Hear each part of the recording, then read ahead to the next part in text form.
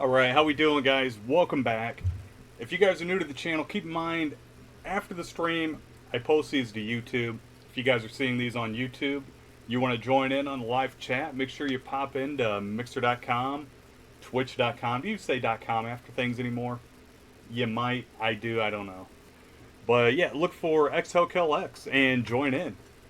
I do these live every Saturday. See, I can see we already got a few people in here, which is phenomenal. Bacon, how you doing? Taz, what's up? Druce, what's going on, everybody? So hopefully you got your popcorn. I had a headache all day today. Okay, boomer. Right. Not that old yet. I got like a month. So yeah, get started away. I had a hair, or like I can't even talk, man. Terrible headache earlier today. So I'm gonna keep these. I usually try and go an hour. Today's not gonna be that long, but I did pick some good stories for everybody. It's Sunday. Yeah, it is for you, aren't you? Because you're in the future.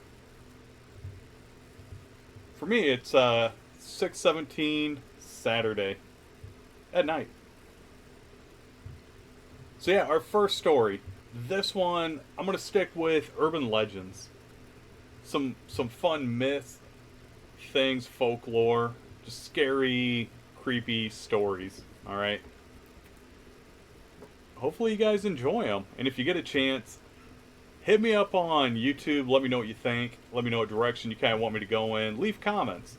Leave comments in Discord. If you got ideas for stories, let me know. And what are you supposed to say? Subscribe, hit the bell, like, follow, whatever you're watching on. All the things. Do all the things. Oh, it's 11:18 there. Yeah, so you're in the future. Absolutely in the future right now. Alright, so let me move a few things around so I can keep an eye on chat. How I got my laptop that I normally read chat off of. I had to get a few little windows going, so give me a sec here. Okay, put those next to each other.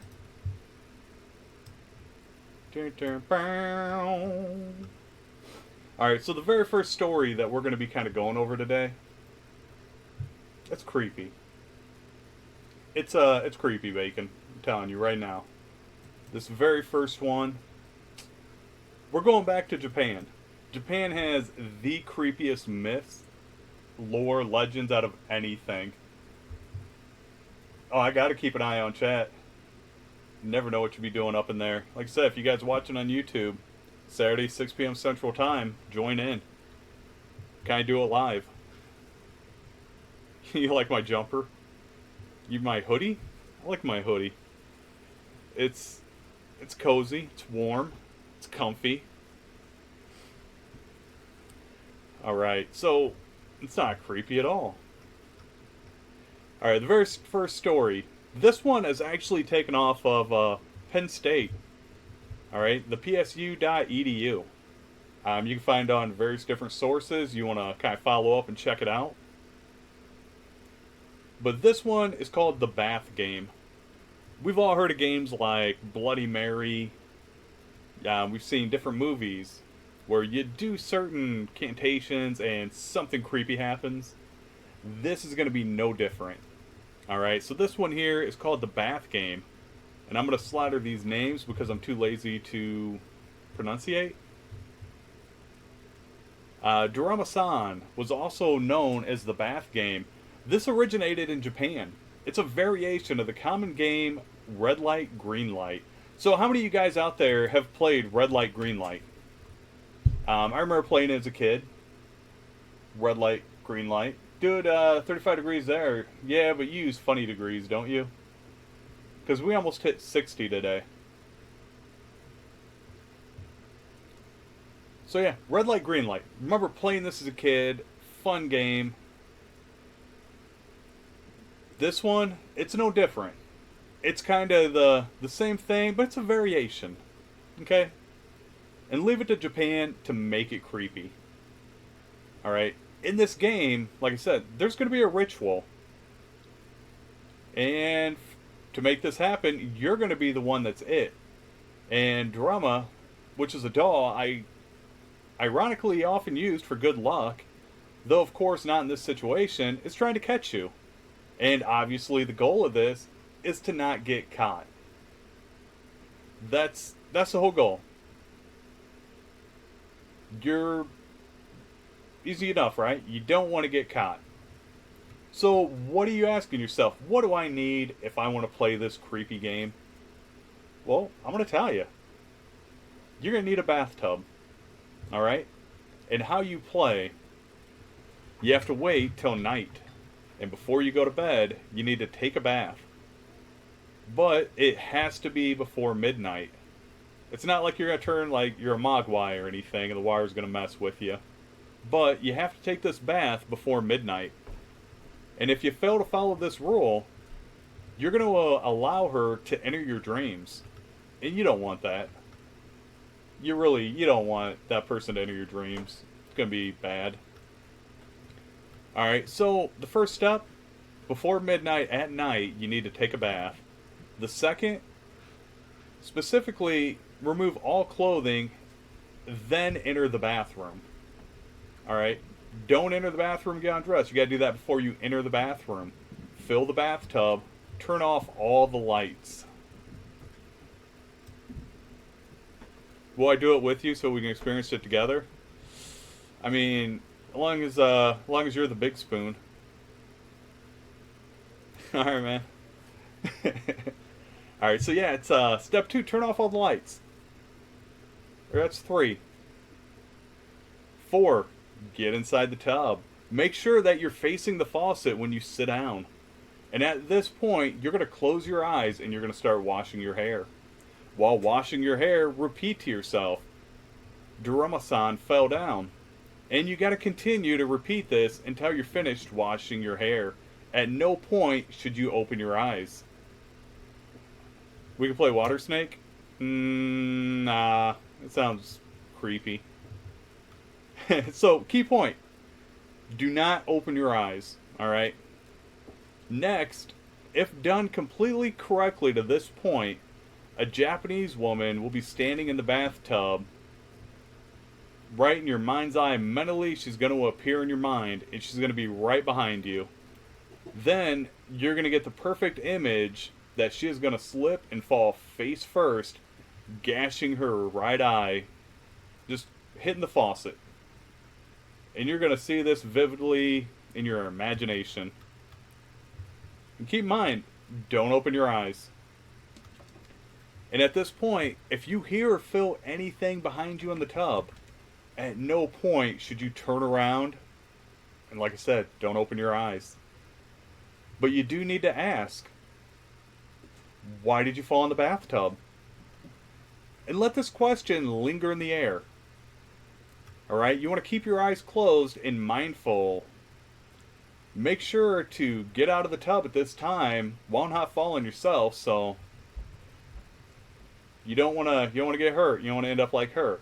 Alright, and it's also important, do not drain the tub. And at this point, exit the bathroom, close the door behind you.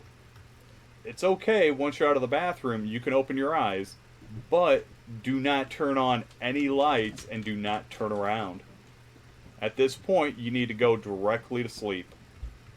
So, everybody kind of got that so far? The creepy green light, red light Japanese version? Doesn't seem like it's going to be fun. So what happens when you wake up? You're going to wake up as you usually do. And once you wake up, that's when this game has begun. You're going to continue as you would any normal day. However, you'll feel a presence behind you throughout the entire day. And if you glance over your right shoulder, you may see her. She will have black tangled hair and only one eye. And she's going to try and get closer and closer to you as the day continues, much like red light, green light. And if she gets too close, and you're looking over your right shoulder, yell "Tamar," which means stop. and run away. This will put distance between you two. However, each time you use this, the time to stall her will shorten each time. Do not let her catch you. The longer you play, the stronger she'll grow. And how do you win the game, you ask? Well, if you catch her in your line of sight, she will try to hide. So always have her in your sights. And shout, Kita, I cut you loose as you move your arm in a chopping motion. If this is done right, you've won and you've cut her from you. If not, run. Because if she wins, she's going to kill or possess you. But it's also stated, if you win, you get good fortune. And I've also heard you don't want to play the game a second time, because where you left off and the distance you were from her is where the new game's going to start. So let me know if anybody plans on playing this, because I sure as hell don't. I got one person. You should try this. If she follows you to work, put her to work. I don't think that's how it happens. I like your enthusiasm, but I don't think you're gonna put creepy person to work. That's just not something that really occurs that often.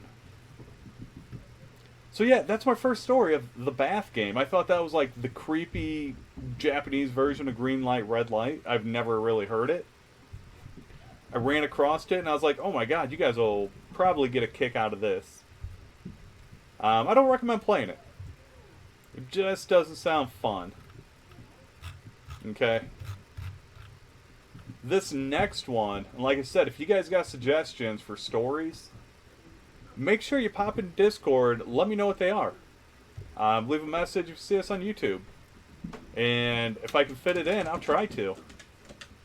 This next one, this is our Florida man. This guy is a true Florida man from Florida. Normally we'll do an honorary Florida man, where the only thing missing is they don't live in Florida. This guy, however, does. And, Drew, so you know what this one is, because you recommended this one to me and I thought it was just hilarious. And you think, nah, dude, I don't think that first story is creepy because she's unemployed. Like, I don't think that's not it. It's not it at all. So, the second one here, we go into our little Florida man of the week. We're going to tell you about this Florida man. He was arrested, but he was a hospital worker. All right? And I'm going to tell you about this guy because there was an unnamed patient that was a senior citizen who they were feeling something weird on their toes. And at first, they dismissed this feeling as something touching their foot at about 11 at night. They wasn't quite sure what it was. Well, I'm going to tell you, at this hospital, there was a young man who was 23 named France. This guy was on the clock at the and he was a sitter at the Fort Myers Golf Coast Hospital when the patient said that she felt a wet sensation on her foot. Well, I'm going to tell you, there was an arrest, because this happened on a Monday. There was an arrest on a Tuesday after a young gentleman was allegedly sucking on the patient's toes. So not only do you have to worry about getting better in a hospital, now you got to worry about someone sucking your toes. Unless you're into that. Then that's a hell of a bonus for you. Go to the hospital, get your toes sucked. I'm not into it, but if you are, hey, more power to you. I'm not going to judge you. But our Florida man of the week was a hospital worker sucking on patients' toes. That is, nope.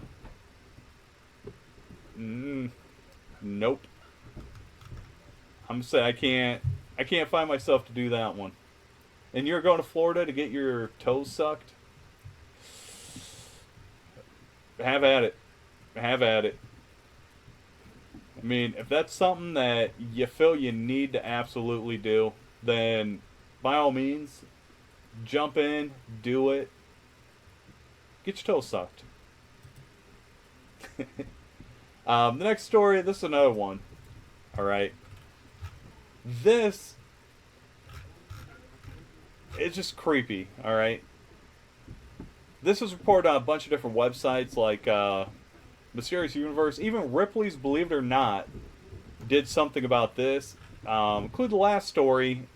That was sent to me. We found that on Comic Sans. And if you want to look them up, that's why I kind of tell you where the guys' stories are. The people that do these, they need credit. Check them out, support them. They're interesting reads. But like I said, Ripley's Believe It or Not even did an article on this next one, and fired up, man, with the coming with that legendary host. All right. So according to widely circulated reports, in June of 1947, or in other accounts, February of 1948, multiple ships traversing the trade routes of the Straits of Malacca, which is located between the sun-drenched shores of Sumatra and Malaysia. These people claim to have picked up a series of SOS distress signals. The unknown ship's message was as simple as it was disturbing. All officers, including captain, are dead, lying in chart room and bridge, possibly whole crew dead.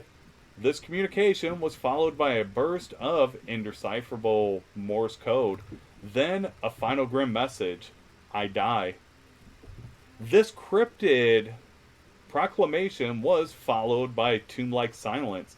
The chilling distress call was picked up by 2 American ships as well as a British and Dutch listening posts. The men manning these posts managed to triangulate the source of these broadcasts and deduce that they were likely emanating from a Dutch freighter known as the SS Ourang Medan, which was navigating the Straits of Malacca. So far, distress signal, everybody's dead. A cryptic, I die, and then it goes silent. See, I would play like Shaggy, and me and Scooby would hell no out of there. We wouldn't go investigate. Wouldn't do it for Scooby snacks. But you did have an American merchant ship called the Silver Star that was the closest to the presumed location of the Medan.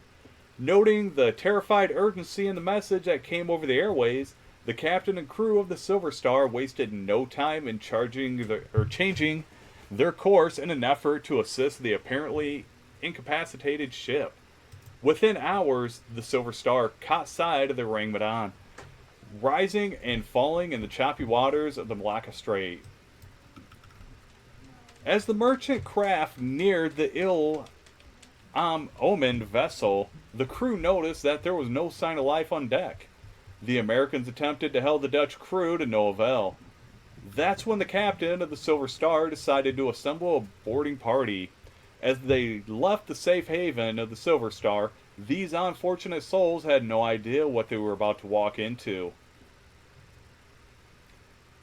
As soon as they boarded the Ourang, the men swiftly realized that the distress calls were not exaggerated. The decks of the vessel were littered with the corpse of the Dutch crew. Their eyes were wide, their arms were grasping at an unseen assailant. Their faces were twisted in revolting visages of agony and horror. Even the ship's dog was dead. Its once intimidating snarl froze into a ghastly grimace. So whatever has killed all these people left them in a shock of fright, horror, fear, the dog snarling, and they've just been kind of frozen. Were they wearing any red shirts like the Star Trek away team? I don't believe so. I think they were wearing like sailor outfits. I don't know. It's a good question. Because if they're wearing the red shirts, then you go in, you see the red shirts, and yep, that's what it is, and you peace out. Okay? Now, this boarding party found the captain's remains on the bridge, while his officers' cadavers were strewn about the wheelhouse and the chart room. The communications officer was still at his post, as dead as the rest, his fingertips resting on the telegraph. All of the corpses, according to reports, bore the same terrified, wide-eyed expressions as the crew on deck. Below deck, search party members found a shit ton more corpses and some in the boiler room. But almost as disturbing as the grim find was the fact that the American crew members claimed to have felt an extreme chill in the air. They said outside it was a scorching 110 Fahrenheit, while the search team could see clear evidence that the crew suffered profoundly at the moment of their deaths. Yo, what up, Reaper? How you doing, man? So, what did they suffer? I have no clue. And they could find no overt evidence of any injury or foul play on the swiftly decaying corpses, nor could they spy any damage to the ship itself. The captain of the Silver Star decided that they would tether themselves to the ship and tow it back to port. But as soon as the crew attached the tow line to the Dutch ship, they noticed ominous billows of smoke pouring up from the lower decks, in specific the number 4 hold. The boarding party scarcely had a chance to cut the tow line and make it back to the Silver Star before the ship exploded in such tremendous force that it lifted itself from the water and swiftly sank. The crew watched as the Dutch vessel disappeared beneath the depths below. Now, this crew, they must have been shitting themselves. And, Night Chocolate, how you doing? And, doing great, Reaper, doing great, man, doing great. Doing, Urban Legends.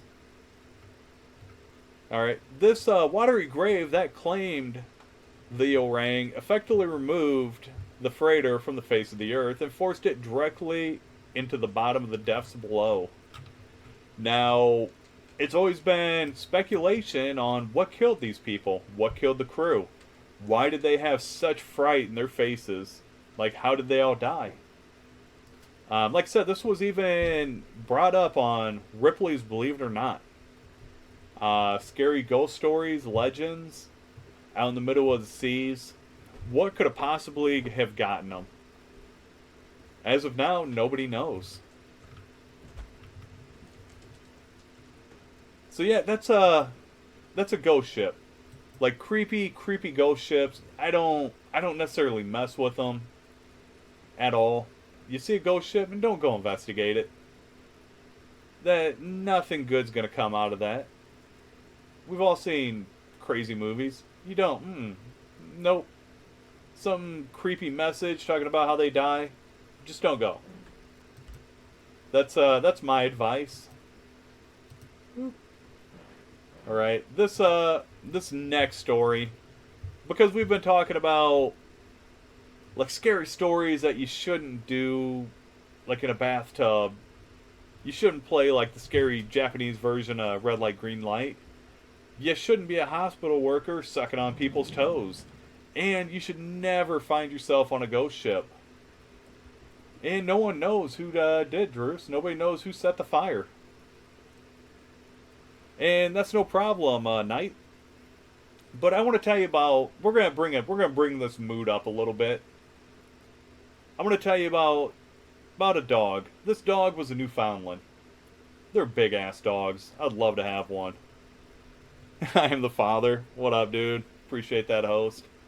Everybody on Twitch, Mixer, how you doing? Host, what? That's a follow. Well, I like it either way. All right. So this dog's a hero. This was on February 2nd, 1908, as reported on by the New York Times. This dog saved people. Anytime you got a dog doing Lassie-style heroic behavior, you got to give them like a message. You got to be like, you know what? That's a good dog. It's a way to go, dog. So what happened and what made this dog such like an awesome badass hero? He lived with his owner outside the banks of Seine, just outside of Paris. Like I said, in January 22, 1908. So in Paris, and this was some time ago, there was a child that was playing on the riverbank, and this young child fell into the water. And, you know what? It was in imminent danger of drowning. So this dog, this superhero dog, hearing the cries and splashing, hauled ass like you would expect Lassie to do, leapt over a hedge, ran down the bank, plunged itself into the stream just in time to rescue this little victim. So you can't say that's not like a superhero dog. Hauling ass, jumping shit like you expect Lassie, jumping in, saving a kid. Alright, so naturally, this brave animal was made a hero. And the father of the child, the way to repay like his gratitude and thanks to this dog for saving his child that fell into the river, he gave him a delicious beef stick, or beef steak even. Oh my god, this dog is living like a king. And 2 days later, another child fell into the water, and this dog was right there, man. She did super dog things, and she was rescued by that dog. This lifesaver received the same caress and another beefsteak. This dog is living the life. Eating good, saving people. Alright, so up to this point, there's nothing extraordinary to say that these rescues aren't anything, but they do become more frequent. And hardly a day passed that some unfortunate infant wasn't brought safely to the bank by the dog after an involuntary bath. It began to be suspected that a neighborhood was haunted by a mysterious criminal, and a special watch was inaugurated. Then the truth came out. It was the dog.